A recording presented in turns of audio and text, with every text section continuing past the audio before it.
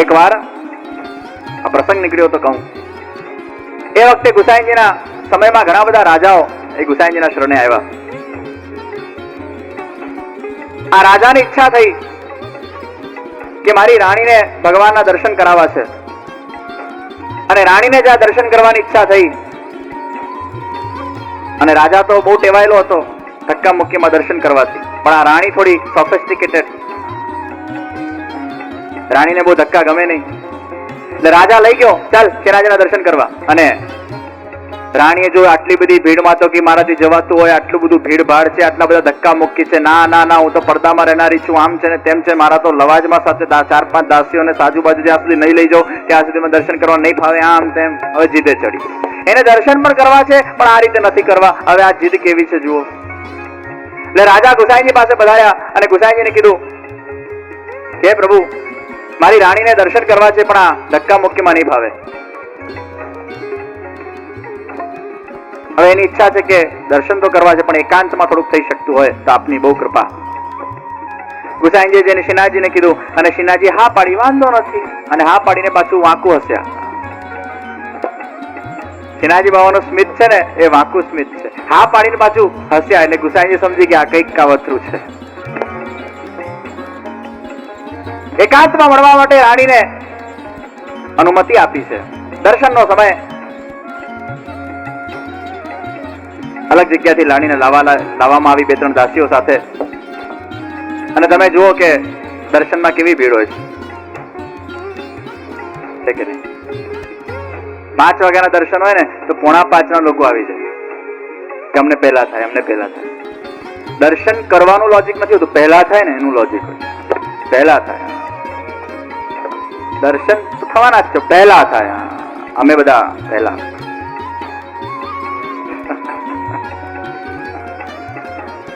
એટલી બધી ભીડ એ દ્વાર ઉપર લાગી ગઈ છે, અને આમ દ્વાર થી આમ પેલું બારણું છે ને આમ આગળ જાય પાછળ જાય. પેલા તો એવા કઈ આગળ જાય પાછળ જાય, આગળ જાય પાછળ જાય, સાંકળ લાગેલી છે, પણ આમ રશ એટલો બધો વધી રહ્યો છે. અને રાણી એકાંતમાં આવી છે. હજી તો આમ પલ્લું નીચું નાખીને જ્યાં શ્રીનાથજીના દર્શન કરવા ગઈ ત્યાં તો શ્રીનાથજી ખિલખિલાટ હસ્યા અને દોડ્યા ત્યાંથી, અને દોડીને પેલા દરવાજાની સાંકળ ખોલી અને હજારોની તાદાદમાં ત્યાંથી વૈષ્ણવ નીકળ્યા અને રાણી ઉપર પડ્યા અને આખી રાણી ચકડાઈ ગઈ. ચિત્રે હાલ દશા થઈ ગઈ, એની ચાદર આમ તેમ ઉડી ગઈ, એના કપડા ફાટી ગયા, એની દશા બગડી ગઈ ને આમ લોહી વોહી થઈ ગયા, અને બધા લોકોના પગ એના પર પડ્યા ને એવો ડૂચો થઈ ગયો એનો. અને બહાર નીકળતી નીકળતી રડતી રડતી હવે દાસીઓએ ક્યાં અટવાયેલી છે ના અટવાયેલી છે ને એકલી બહાર નીકળી. અને રાજા બહાર ઉભા હતા, અને રાજા પણ પરીક્ષાના ભાવે ઉભા હતા. થઈ ગયા દર્શન રાણીજી? દર્શન કરવા ગયા હતા, થઈ ગયા? રાણી કે છે મારી અક્કલ ઠેકાણે આવી ગઈ. શ્રીનાથજી પાસે કોઈ પણ પ્રકારના લેબલ લગાડીને ન જવાય. શ્રીનાથજી પાસે તો બસ હું તારો છું ને આ લેબલ લગાડીને જવાય. ભગવાન પાસે જઈએ ત્યારે ભગવાનના બનીને જઈએ, એમ ભગવાન જયારે આપણા પાસે આવે છે ત્યારે આપણા બનીને આવે છે. એમાં કોઈ લેબલ નથી ભગવાનનું. જો ભગવાન ભગવાનનો લેબલ લગાડે તો ભગવાને પાડા પર બિરાજે. અગર પાડા પર ભગવાન બિરાજે છે એનો અર્થ એ છે કે ભગવાન કોઈ લેબલ લગાડતા જ નથી, પાડા પર બિરાજે છે. 4 જણા ઘેરીને ઉભા છે તાકી શ્રીનાથજી કોઈ દેખાય નહીં. અમુક વ્રજવાસીઓ ગયા, અરે पांडे जी ये भैंसे को कहां ले जा रहे हो? अरे तुमने सुना नहीं है यवनों का उपद्रव हुआ है, उनको मेरा भैंसा पसंद आ जाए और चुरा कर ले जाए तो इसको छिपाने जा रहा हूं. એ વખતે એ પાડા ઉપર કોઈને પણ અમારા શ્રીનાથજી બાબા દેખાયા નથી. અત્યારે આ બધાને યવનોનું ટેન્શન છે, અને આ લોકોને લાગે છે કે આ શ્રીનાથજી અમને ક્યાં લઈ જઈ રહ્યા છે ખબર નથી. શ્રીનાથજી કે છે હું જ્યાં ડિરેક્ટ કરું ત્યાં જવાનું છે, કોઈએ કઈ બોલવાનું નથી, ચૂપચાપ હું જેમ કરું એમ કરતા રહો. બધા ચૂપ થઈ ગયા. શું કરે? શ્રીનાથજી હટ પકડી છે, હું કહું એમ જ કરવાનું છે. અને યવનોનો તો અત્યારે વિચાર જ નથી. આ લોકોને ટેન્શન થયું કે આ યવનોની જો સેના અત્યારે આવી ગઈ ને શ્રીનાથજી અહીંયા ઉઘાડા ખુલ્લા બિરાજમાન છે પાડા ઉપર, અમે કેવી રીતે એમનું રક્ષણ કરશું? પણ હવે શ્રીનાથજીની ઈચ્છા છે જેમ કેમ કરો. અને આ પાડા પર શ્રીનાથજી બિરાજમાન થઈને આગળ વધતા ગયા અને આગળ વધતા ગયા તો એક બહુ મોટા જંગલના અંદર શ્રીનાથજી પ્રવેશ કર્યો. એવો મોટો જંગલ છે અને હવે તો સાંજ પડી રહી છે, રાત્રિ થઈ રહી છે, કોઈ પ્રકાશ પણ દેખાતું નથી, અંધારું જંગલ છે અને ઘનઘોર અંધારા જંગલના અંદર શ્રીનાથજી પ્રવેશ કર્યો છે. આ જંગલનું નામ છે ટોંડકો ઘનો અને આ એટલો બધો ઘનો જંગલ છે, એટલો બધો ગહેરો જંગલ છે, એટલી બધી એના અંદર અલગ અલગ પ્રકારના વૃક્ષો છે, એટલા બધા જીવજંતુઓ છે, એટલા બધા સાપોનો અવાજ આવી રહ્યો છે, એટલા બધા જંતુઓનો અવાજ આવી રહ્યો છે. આ ચારે જણા ગભરાઈ રહ્યા છે. આ શ્રીનાથજી બાબા કયા જંગલમાં અમને લઈ આવ્યા છે? આ જંગલના અંદર શું મંગલ કરવાના છે? આ જંગલના અંદર જઈને કોઈ આમ તેમ આવી ગયું, કોઈ જીવજંતુ કરડી ગયું, કોઈ સાપ વાપ અમને ડંસી ગયું, અમારું શું થશે? અમારું આ થશે, અમારું તે થશે. જો કે શ્રીનાથજી અમારા સાથે છે, અમને કંઈ જ થવાનું નથી, અમને શ્રદ્ધા છે, પણ ચિંતા થઈ છે એક સ્વભાવવશ. આગળ વધતા ગયા, હજી આગળ વધતા ગયા, કશું દેખાતું નથી. અરે હવે તો મોટા મોટા કાંટાઓ આવી રહ્યા છે, ગોખરું આવી રહ્યા છે, એક એક કાંટો પગને વાગે છે, અમુક કાંટાઓ ભાઈઓને વાગે છે, કપડા ફાટવા લાગ્યા છે, લોહી લુહાણ શરીર થવા લાગ્યું છે, પણ છતાંય શ્રીનાથજી બાબા પોતાના સાથે છે. એટલે શ્રીનાથજી બાબા જ્યાં જાય ત્યાં લઈ જવું એ એમનો સિદ્ધાંત હતો. આગળ વધે છે, ગભરાતા જાય છે. એકદમ સુનસાન જંગલ છે, એ જંગલમાં કઈ દેખાઈ નથી રહ્યું. બસ શ્રીનાથજી બાબા જ્યાં કહી રહ્યા છે ત્યાં પાડો આગળ વધી રહ્યો છે. પાડો પણ એના આંખમાં પણ તેજ આવી ગઈ છે.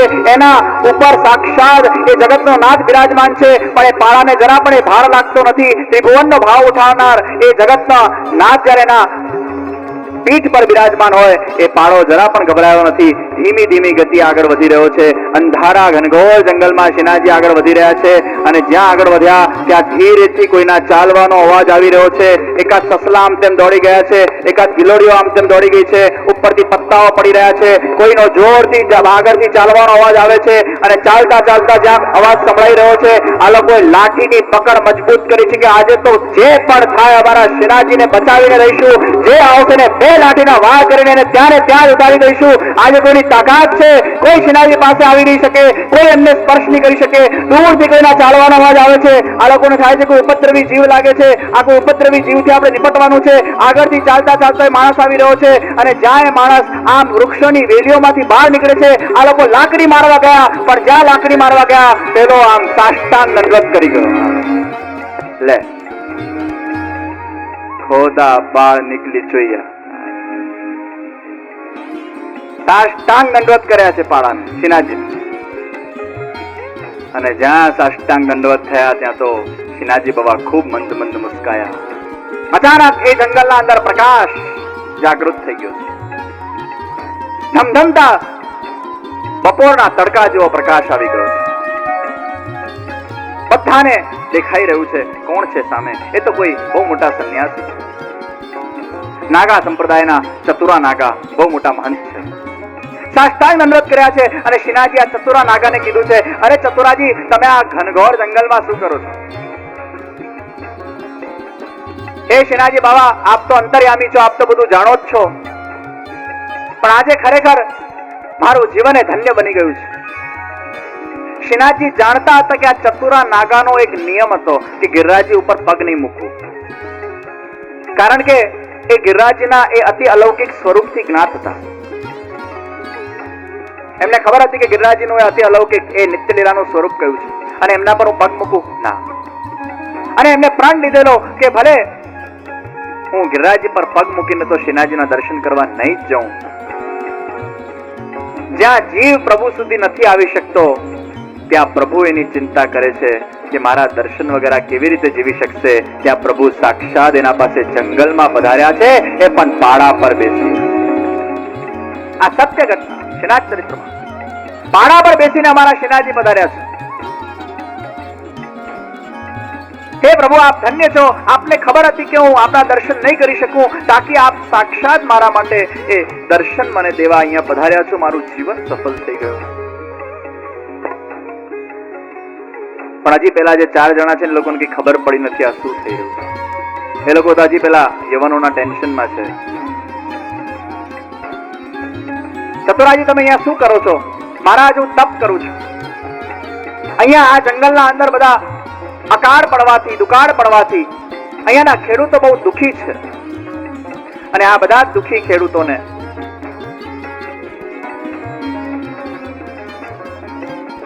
સુખ આપવા માટે હું તપ કરું છું. ચતુરાજી, હવે તમે ચિંતા નહીં કરો. અમારા પગલા આ જંગલમાં થયા છે ને, આજથી કાલે સવારે તમે જોજો, તમારા જેટલા પણ ખેડૂતો છે, જેટલા પણ અહીંયાના ગરીબ લોકો છે, એ બધાના જીવનના અંદર હરિયાળી આવી ગઈ હશે, એ બધા સુખી થઈ ગયા છે.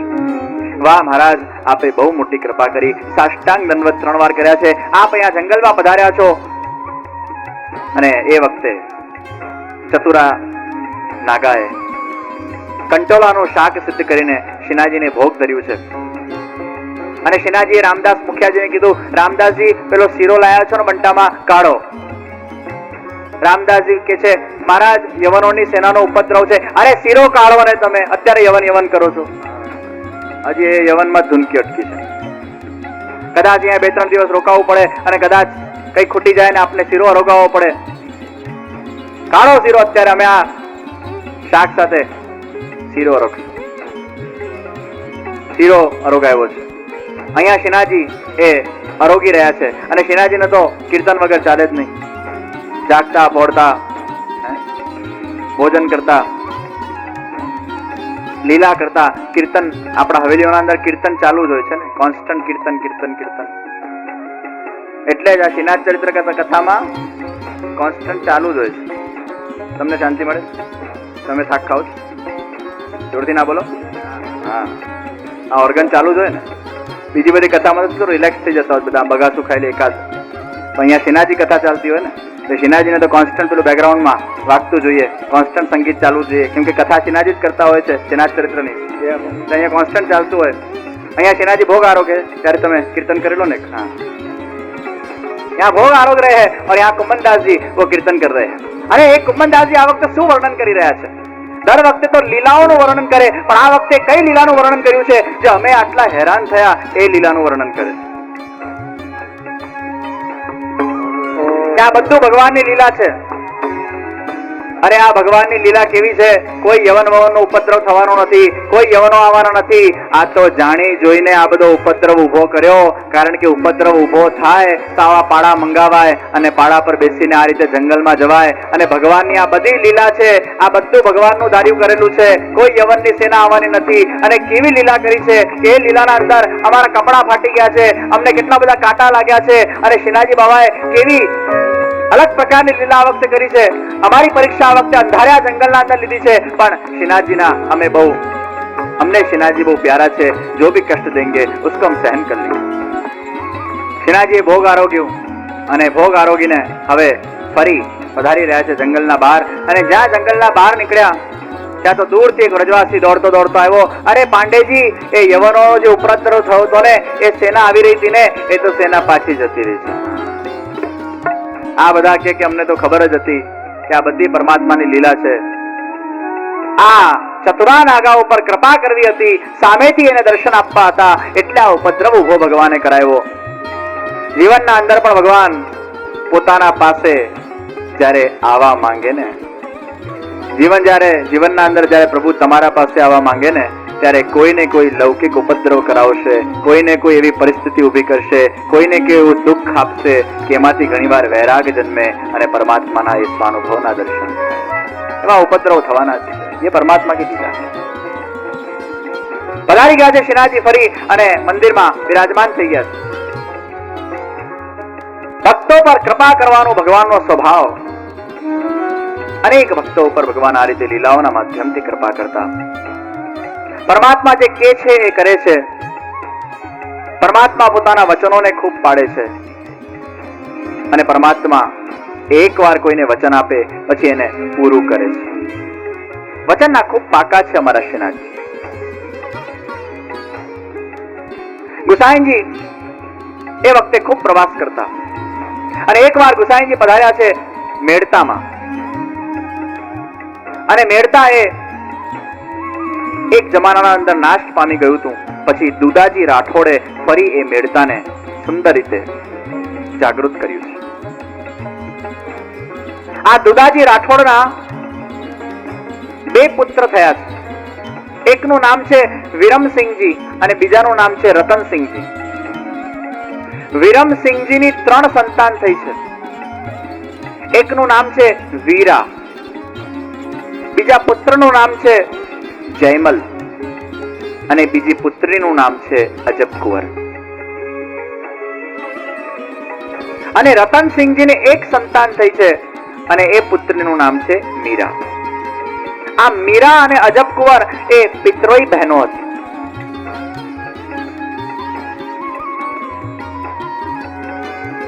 આગળ જતા મીરાના લગ્ન એ મહારાણા સાંગાના સુપુત્ર ભોજરાજ સાથે થયા અને અજબ કુંવરના લગ્ન એ ઉદયસિંહ સાથે થયા, જેના નામ ઉપરથી ઉદયપુરનું નામ પડ્યું. મીરા અને અજબ કુંવર એ ભગવાનની ભક્તિના અંદર ઉત્તીર્ણ સ્થાનને પ્રાપ્ત કરે છે. મીરા એની ભક્તિની ચરમ સીમાએ અંતિમ ક્ષણોના અંદર કૃષ્ણના અંદર સમાઈ ગઈ છે. મીરા એ ભક્તિની ચરમ સીમાએ અંતિમ ક્ષણોમાં પોતાના જીવનના છેલ્લા ક્ષણોમાં એ કૃષ્ણના અંદર સમાઈ ગઈ છે અને અજબ કુંવરની પુષ્ટિ ભક્તિથી સાક્ષાત પૂર્ણ પુરુષોત્તમ શ્રીનાથજી બાબા એની હૃદયરૂપી કોઠડીમાં સમાઈ ગયા છે. મીરા કૃષ્ણમાં સમાઈ ગઈ અને પુષ્ટિ ભક્તિથી અમારા શ્રીનાથજી એ કોઠડીમાં સમાઈ ગયા.